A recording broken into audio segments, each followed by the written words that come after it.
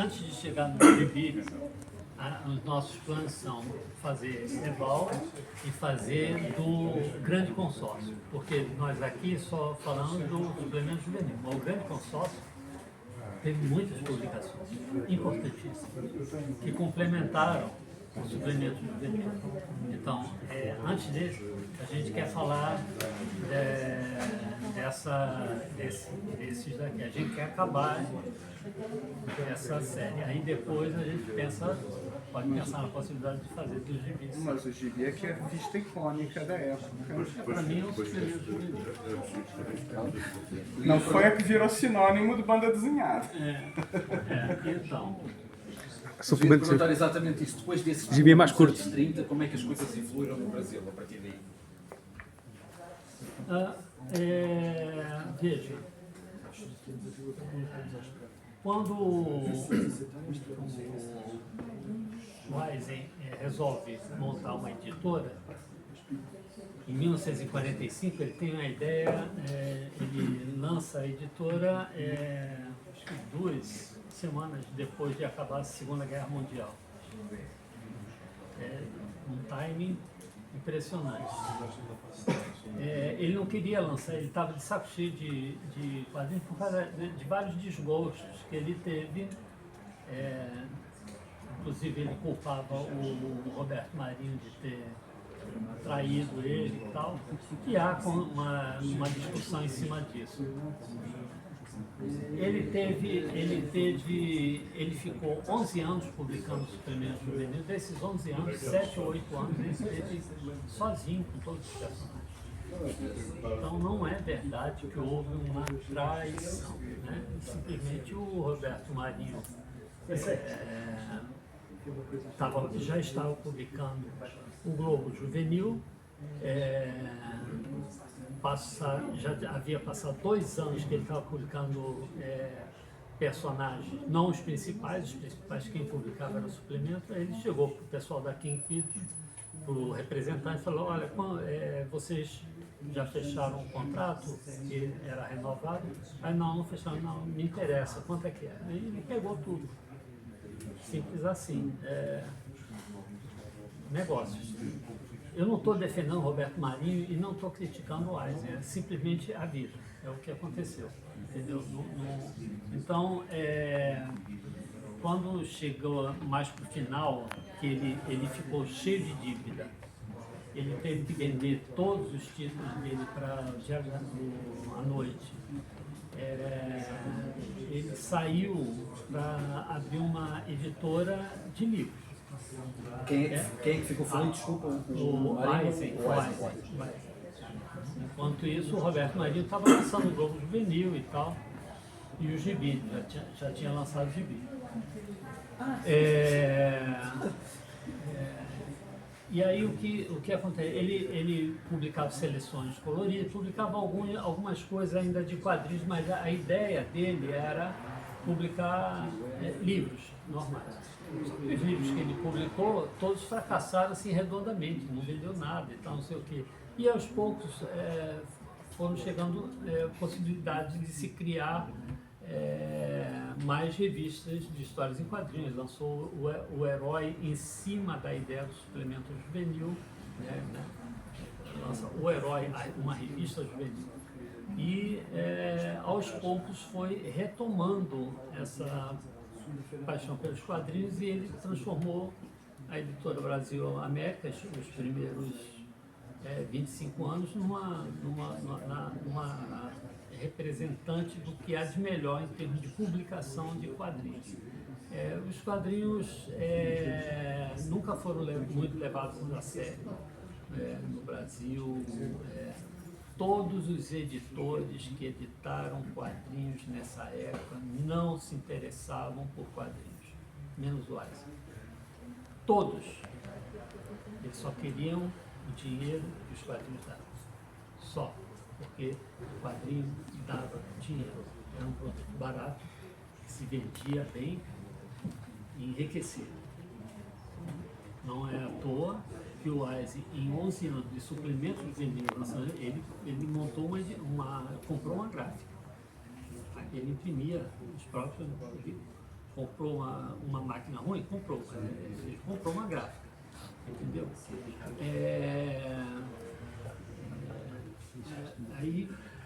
Aí começa novamente a disputa entre Roberto Marinho e o Eisen, porque o Marinho também decide abrir uma editora, Rio Gráfica Editora.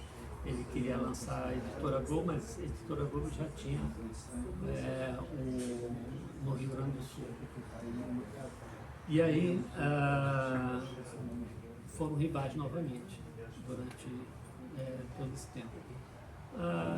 Esse período dos anos 50, ele é muito pródigo pelas editoras independentes paulistas, principalmente, que lançam um monte disso. Eles lançam Jaime Cortez, eles lançam super-heróis, eles lançam heróis plagiados do Fantasma, só mudam o nome, eles querem lançar um monte de coisa.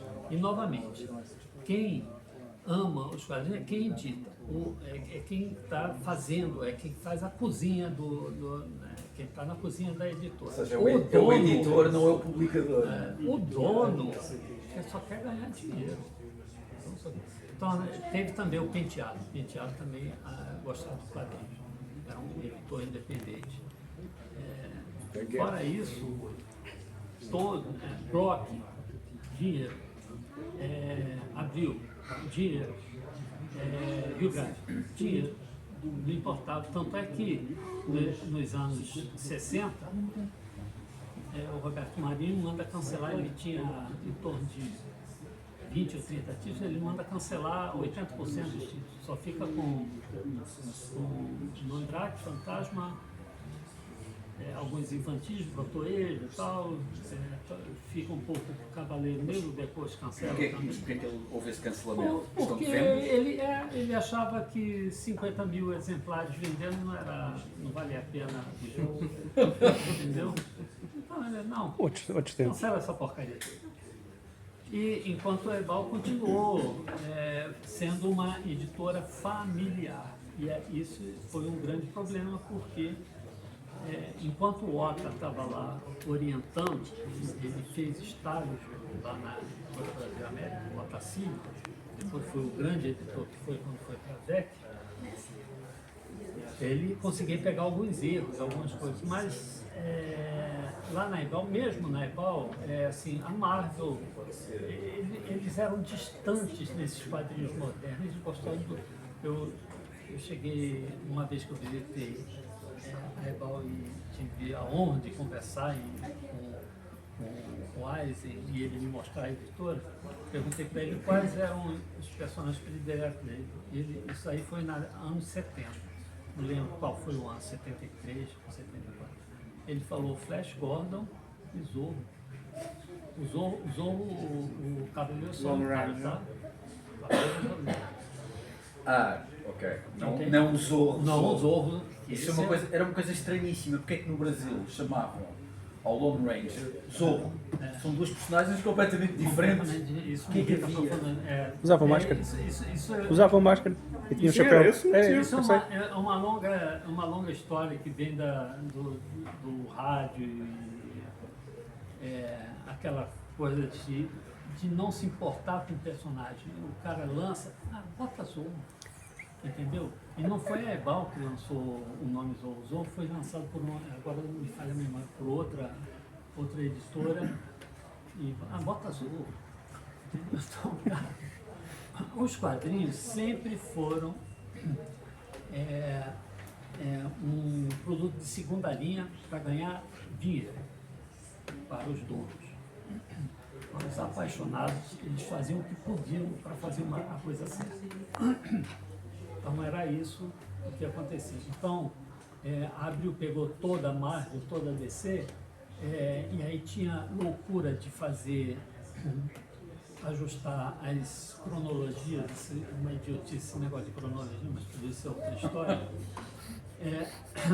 E aí, o que eles fizeram com a Marvel? Além de publicar informativo, que é um crime, publicar informativo, as histórias da Marvel, eles mudavam a história, mudavam desenhos, eles mudavam coisas para fazer com que... Olha, eu vou aproveitar e vamos falar agora um bocadinho do formatinho. Eu não sei se sabes, mas nós não tínhamos, praticamente aqui em Portugal, traduções da BD americana. Portanto, a maior parte das coisas, salvo raras exceções, tivemos a Agência Portuguesa de Revistas no final dos anos 70, mas salvo isso, nós recebíamos o material importado do Brasil. Eu julgo que a Ebal terá começado a chegar em Portugal, provavelmente na altura em que eu nasci, nos anos 70, e depois a Abril formou muitos leitores de banda desenhada, a editora Abril, mesmo com os formatinhos. A bloquinho também cá chegava bem. Sim, Sim, sim. mas eu era muito pequenino, não sabia, não é? Só uma pequena retificação. A Ebal era distribuída em Portugal desde o princípio, Desde os anos 60 logo. desde os anos 40. Sim, mas eu estou a falar em termos de super-heróis americanos daquela geração. Nos anos 40 não havia Sim, tem o basicamente... Super-Homem, o Batman, claro que Tinha um sim, tio eu sei. meu que tinha uma coleção de Super-Homem da Ebal desde os números 2 Ok. e 3.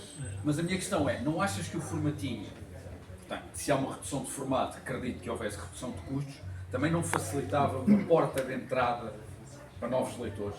Porque é uma coisa que desapareceu muito desde então, em que hoje em dia a banda desenhada BD barato. começa a ser cada vez mais Vendeu muito bem. E se esse formatinho pequenino que fosse, não era uma grande ajuda a haver uma porta de entrada muito acessível para os leitores? Eu sempre vou achar que é um trabalho pouco das editoras da época, porque é aquele negócio, eles queriam ganhar dinheiro. E eles achavam que aquilo é coisa para criança. O que criança lê? Por exemplo, pequenininha, Mônica, Papelão, vamos botar nesse que é coisa para criança. Eles publicavam Demolidor, tinha história com sangue, com estupro, eles mudavam a história. Entendeu? Era para criança. Então eles faziam um formatinho, porta de entrada? Errada, lamento. Por isso tem tanto fã da Block hoje em dia. Foi a porta de entrada. Foi a Block que começou, não foi? Olha o horror que foi, entendeu? Então cada um tem a porta Já agora de uma entrada. curiosidade, talvez tu sabes responder. A Block, como toda a gente sabe, alterava completamente as cores, não é? Porque eles iam usar as tintas que não escolhidas e iam combinações disparatadas de cores, não é? Não havia alguém na Marvel que olhasse para aquilo, não havia nenhum tipo de regulamentação, de nada, zero. Não. Havia isto. Havia isto. Pagas. Não, nós estamos falando dos anos 70. No Brasil.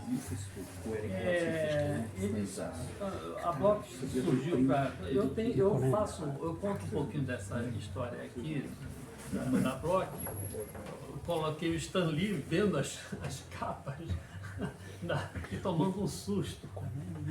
Entendeu? Eu conto um pouquinho Eu dessa. gosto que as capas também se assustam com o Stan Lee. Exatamente. O que acontece é que a Block ela pagava mal os seus funcionários. Ela pagava bem os diretores e o Block fazia questão de contratar diretores muito importantes para não fazer nada. Né? E ele Portanto, era uma empresa portuguesa dos anos 2000. E ele chegava na redação, adorava aparecer na redação e pisar nos funcionários. Pisar, eu falo metaforicamente, né? Humilhar. Né? E os funcionários eram muito mal pagos, de redatores, repórteres, só os fonfonzinhos dele que eram, o resto todo era mal pago. Então, o editor da Block, ele era desenhista, ele não era editor. Ele fazia o que ele podia. E ali ele não tinha nenhum respeito com o trabalho de montagem, não sei o quê. Eles estavam fazendo uma revista para criança. Então eles mudavam a tradução, eles mudavam as cores, não tinham nenhuma ética em manter uma história minimamente similar ao que era publicado nos Estados Unidos. Não tinham respeito, ponto. E foi assim que muita gente, nessa época, 74, 75, começou a conhecer os quadrinhos. Foi porta de entrada? Foi porta de entrada, mas espero que, né, esse pessoal tenha tido mas sabes uma... que a editora Abril, comparativamente, sempre foi muito elogiada, exatamente porque supostamente tinha muito mais cuidado do ponto de vista editorial do que as antecessoras, ou seja, a Block e a RGE. Eles pagavam bem, era uma editora muito séria, a mesma coisa, quadrinho não tinha importância, eles só queriam uma fatia de mercado. Mas eram mais profissionais, por exemplo. Exatamente, porque contratavam bons profissionais, só por isso. E aí esses bons profissionais é que faziam as coisas, tomavam decisões erradas, tomavam. Mas eu, por exemplo, naquela, se eu fosse editor, eu nunca mudaria a história, uma história para adaptar a roteiro. Eu contaria, eu pularia coisas, faria especiais, isso. Mas a Abril também fazia isso. Também fazia. Abril fez muito. De Guerras Secretas que eles tiram personagens inteiras. Olha, Abril fez muito isso. eu que Aquilo sou foi um absurdo um total. fã gigante de John Byrne, posso dizer que eles pegaram a última história do John Byrne na Alpha Flight, mudaram e ficou bastante melhor. Porque era uma história que era ligada no Secret Wars 2, apareceu o chato do Beyonder. Eles conseguiram mudar a história, tirar o Beyonder e ficou muito Sabes que há melhor. outra fase que dizem que na Abril é muito melhor, que é a saga da Madonna Celestial do Steve Englehart. Essa E é acho porque cortaram metade das O páginas. original acho que é uma estupada. Chato.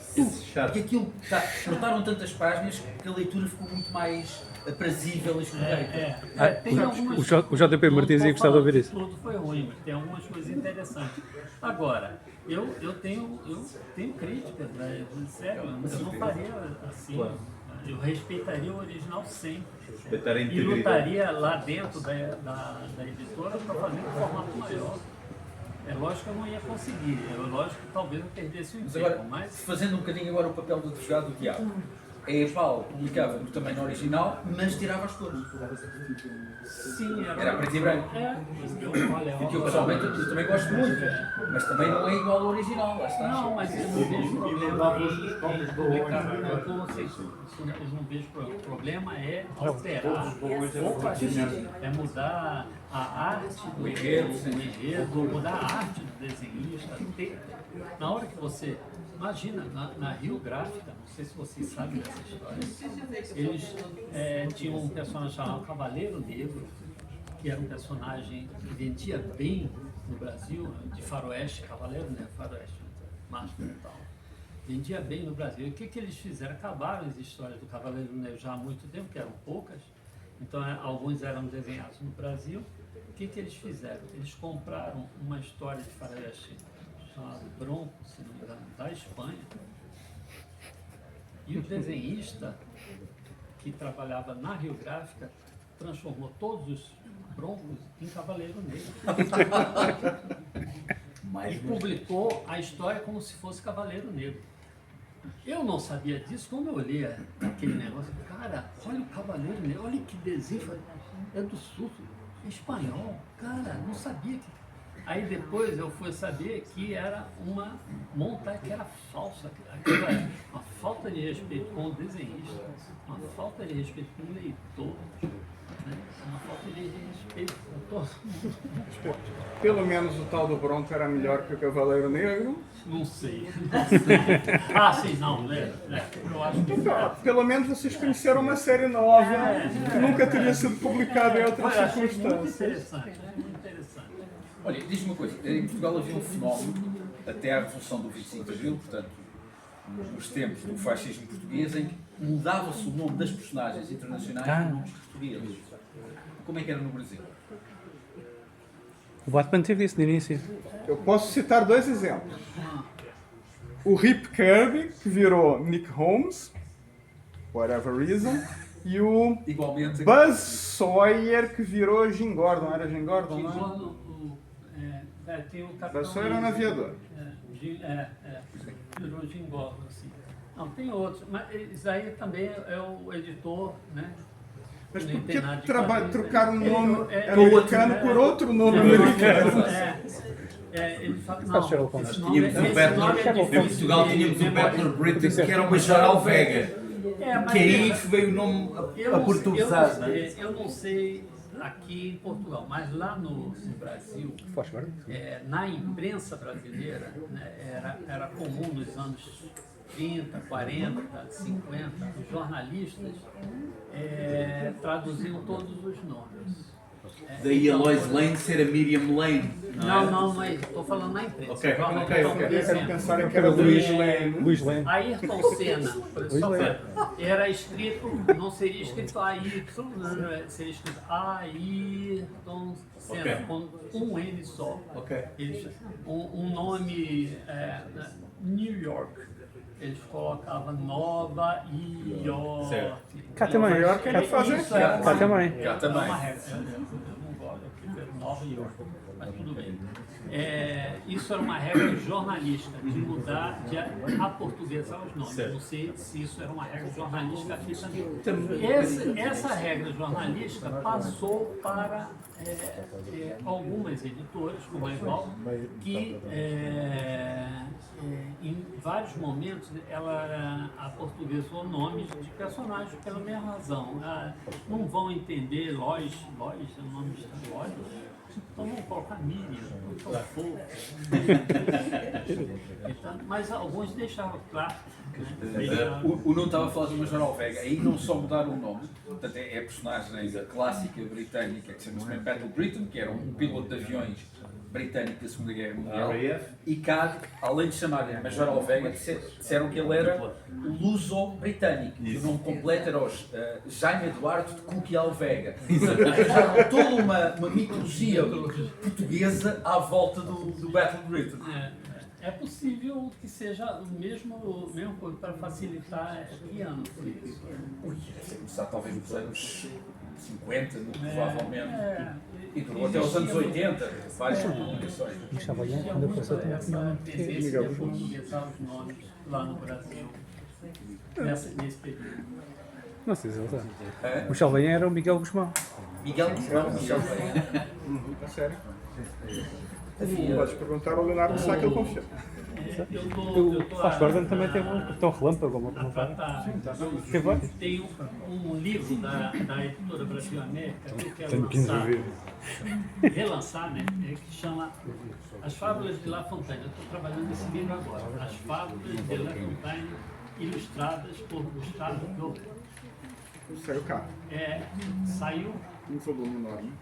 Não, eu sei, mas a da editora Brasil América é um volume com 48 páginas, que foi lançado em 1968.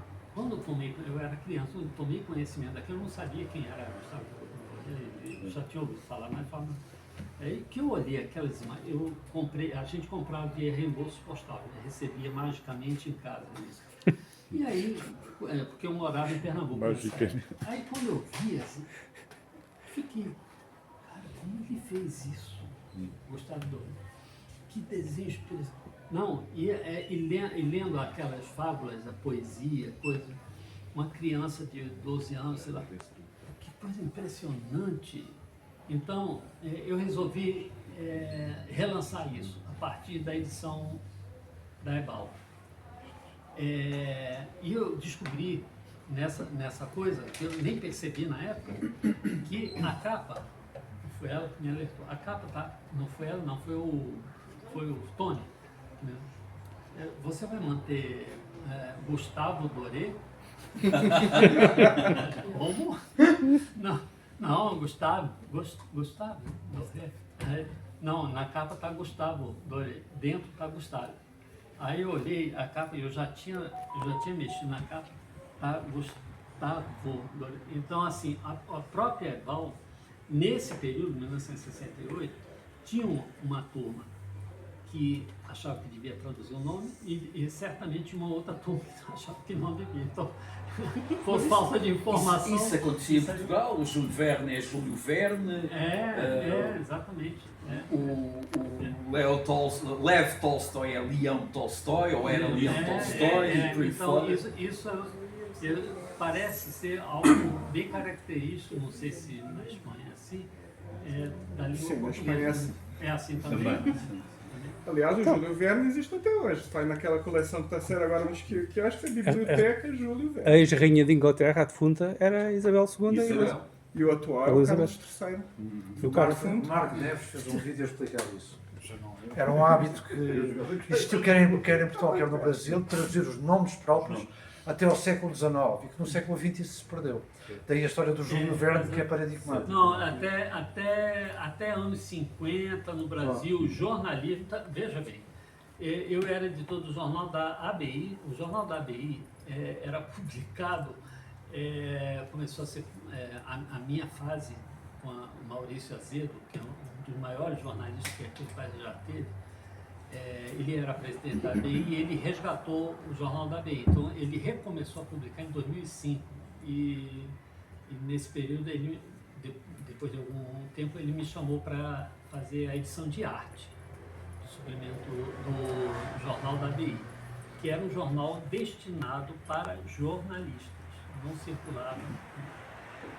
E aí, quando eu tomei posse da edição de arte, eu ficava me metendo na edição de redação, né, e dando sugestão e tal, até que ele me colocou como editor lá dele. Então, eu fui editor durante quase 10 anos do Jornal da ABI junto com ele. Chegou assim, nos primeiros anos, o que ele fazia? Ele era um jornalista da velha guarda, ele traduzia os nomes.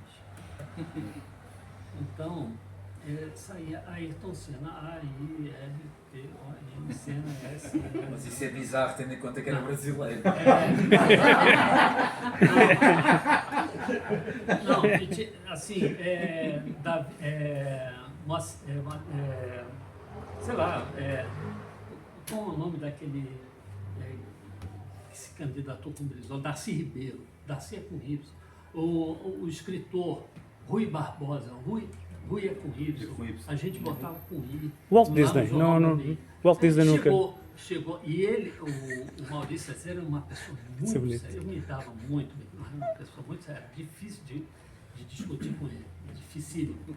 E aí eu falei, não, tem que falar com o Maurício, não pode, a gente não pode colocar esses nomes assim, porque o que vai acontecer? As pessoas vão achar estranho, né? A gente coloca nomes errados, né?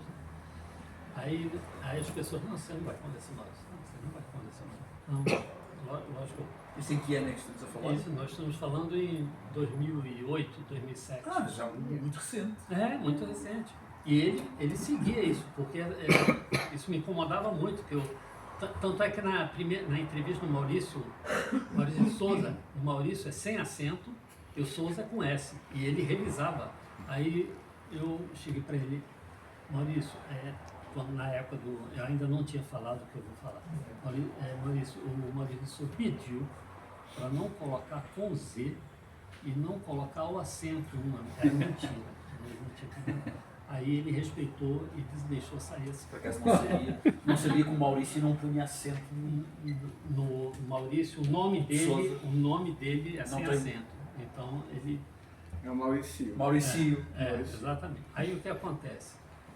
Passou um tempo, quando a gente publicando os nomes errados, né? Pouco tempo, né? Aí eu cheguei, Maurício, precisamos conversar. Um dia que eu fui, eu trabalhava em São Paulo e ele no Rio de Janeiro. Quando eu fui ao Rio de Janeiro, precisamos marcar uma reunião. Maurício, olha só. Está tendo um problema sério com o jornal da ABI de você fazer a correção dos nomes. Porra, eu concordo com você. Certinho, isso vem já. Só que tem um negócio. Uma coisa é você escrever Zé das Couves com S e o Zé das Couves é com Z. Ninguém conhece a porra do Zé das Couves. Então, ninguém vai se preocupar se o nome está certo ou está errado, se é com Z, com S, você coloca com S, pronto. É o Zé das Couves, é um Zé Ninguém sem acento e você bota o acento em ninguém. Não tem problema. Agora, quando você escreve Ayrton Senna com I, as pessoas vão pensar que a gente não sabe escrever o nome dele. A gente vai pensar, as pessoas vão pensar que o jornal da ABI está errando. quando eu falei isso, ele falou assim, então, por favor, nos nomes conhecidos, Rui Barbosa, Ayrton Senna, vou colocar os nomes corretos? Então, assim, vamos colocar correto. Ele era pela correção sempre. E aí, a partir desse número, o Zé das Couves continuou. O Zé Ninguém continuou sem, com acento, mesmo sem acento. Agora, o Ayrton Senna é com Y. E 2 N's. E 2 N's. Agora, eu vou confessar uma coisa, quando eu estudei na escola, o Rui Barbosa ainda era com I. É a tal da Anos correção. 80. A tal da correção. Eles corrigem. Então você pesquisa, como escreve Rui Barbosa? Aí tem as duas versões. Por quê? A imprensa seguia isso até um determinado ponto, né? E aí você é super difícil, você tem que pesquisar assim em nascimento, em coisas antigas para ver exatamente como se escrevia. Entendeu? Não era fácil. Não era fácil, não. E esse livro algumas pessoas lá no Brasil não gostam do Maurício de Souza, por vários motivos.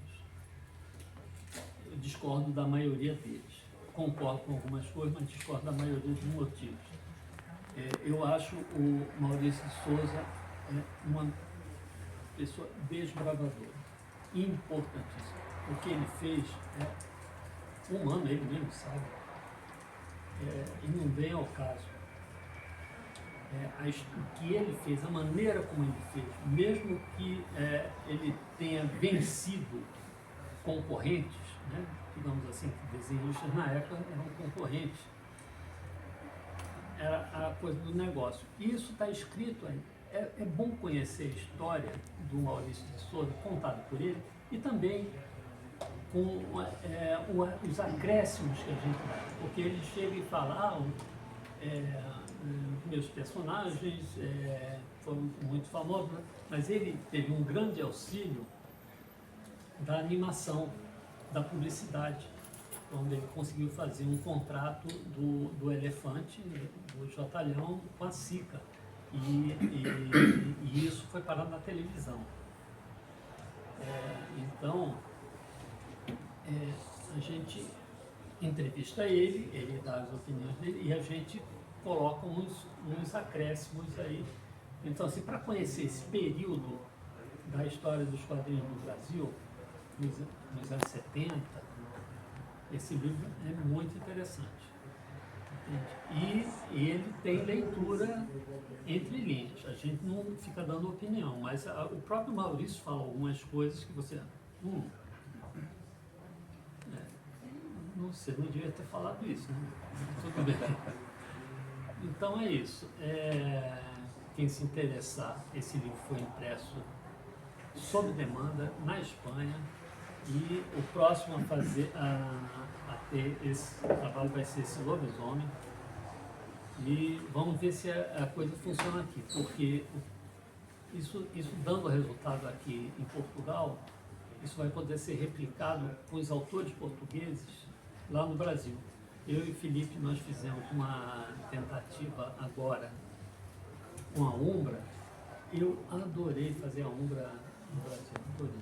Ficou lindo a Umbra. Eu não peguei, né? Mas eu vi o vídeo, você viu também. Eu achei linda aquela edição. Então, uma coisa que a gente precisa fazer também é quebrar essa resistência que os brasileiros têm com os autores portugueses. E você só vai quebrar essa resistência publicando... O que achas que há essa resistência? Além de desconhecimento, claro. De desconhecimento, porque ninguém sabe a qualidade dos quadrinhos que são feitos aqui. E também, quando você lança um quadrinho português e manda para o Brasil, ele está escrito em português de Portugal. E os brasileiros têm preguiça de ler em português de Portugal. Olha, lamento, mas é verdade. Mas lá está, nós aqui estamos habituados desde há décadas. Há não é? décadas, exatamente. Aliás, habituados a ler, habituados a ouvir as novelas. Tanto é que a Umbra, nós música. fizemos A música. a adaptação para o português de Portugal. Mas Isso tá- ficou muito bonito. O hábito está a mudar-se um pouco. Com a ascensão do Chega e tal, eu já cansei de ver gente que não quer ver nada em português do Brasil. Mas isso sempre houve. Eu há anos com as pessoas que de vez em quando dizem isso. Aí não acho que tenha a ver com esse tipo de ascensão da extrema-direita. Houve sempre pessoas com resistência a ler o que consideram português adulterado. Quer dizer, que é uma palermice, mas há Ó palermice. Mário, Nós são tínhamos- sempre as mesmas pessoas. Está bem, não, As não mesmas digo que que não, votam. não digo que não. Havia um medo. Se calhar antes estavam mais escondidos que agora. Bem mais. Havia um medo quando andávamos na primária de ler livros de Patinhas, que havia muito na altura, Turma da Mónica e tudo, depois não aprendêssemos a escrever como em brasileiro. Mas isso nunca reparei nisso. Comigo nunca aconteceu e eu li bastante. Nunca aconteceu com ninguém, acho. Não. Mas havia esse medo. Mas Havia. hoje há Ou essa não. preocupação dos pais em relação aos youtubers. Que as crianças portuguesas veem muitos youtubers brasileiros e depois começam a exprimir-se quase em português do Brasil. Isso eu vi. Que é uma coisa Tem- estranha. eu acho que Portugal tem que valorizar muito a cultura e tem que passar isso para os jovens. Eu acho que tem, assim como o Brasil, tem que, eu não sei como é a situação dos professores portugueses aqui, projeto de educação. Não é boa. Mas tem que ter um projeto de educação para trazer os garotos para a realidade, porque eles estão vivendo num mundo paralelo. Há que ter prazer em ler, há que ter prazer em abrir uma história em quadrinhos, há que ter prazer em saber. Quando eu vejo andando na rua coisas escritas em inglês, meu Deus, isso não tem a cara de Portugal. Isso não tem a cara de Portugal. É gentrificação. É gentrificação, ou seja, começa a ser no fundo tudo igual em todo o lado. Os restaurantes e as lojas que há em qualquer shopping de Lisboa são os mesmos que há em Barcelona, Madrid, Londres, por aí fora. Então, eu acho que tem que haver um resgate, eu não estou falando retrocesso, é um resgate aos valores. Mas depois há outra coisa curiosa, eu acho que no Brasil se passa o mesmo, que é, Sim, vamos falar nos leitores de quadrinhos. Quer no Brasil, quer em Portugal, se valoriza mais o que vem do exterior do que aquilo que é produzido internamente. Salvo raríssimas exceções, qualquer autor português de banda desenhada vende infinitamente menos do que vendem autores estrangeiros, independentemente da qualidade. Desde muito bons autores estrangeiros até autores estrangeiros que não são nada bons e que ainda assim vendem mais que os portugueses. Ou seja, é como se houvesse uma desconfiança perante aquilo que é feito. e você está falando de autores estrangeiros mais americanos ou de Tudo, qualquer proveniência. Eu, inclusivamente, eu vendo muito banda desenhada em inglês, cómics. E às vezes ainda fico um bocadinho estupefacto quando há clientes que desconhecem, apesar de tudo o que nós temos aqui na loja em português, de autores portugueses, que desconhecem que existem autores portugueses de banda desenhada e muito bons autores portugueses de banda desenhada. Uma coisa que até há pouco tempo agora eu já estou vendo que está tendo uma diferenciação. Até há pouco tempo eu já estava de saco cheio, cansado de ver essas coisas de Marvel e DC, porque os desenhistas não têm personalidade, é tudo muito parecido com o outro, aquelas cores todas muito parecidas com o outro. Isso é muito chato. Você, no tempo que a Marvel era Marvel, assim, você via Jack Kirby, via João Lucena, você via John Byrne, você via que cada um tinha a sua personalidade. Hoje é tudo muito parecido. Agora parece que está havendo uma busca por uma qualidade no traço, uma personalidade no traço que se perdeu.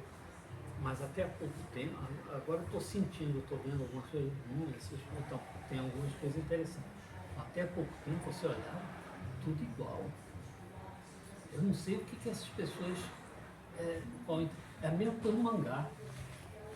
Eu, quando era criança, adorava anime, mangá e tal, porque era raríssimo. Mas tem muito, lógico, tem diferente, mas tem muito, é muito parecido. Aí o que acontece? A garotada fica lendo mangá, e a garotada que quer desenhar fica lendo mangá e se espelha o traço dele no mangá.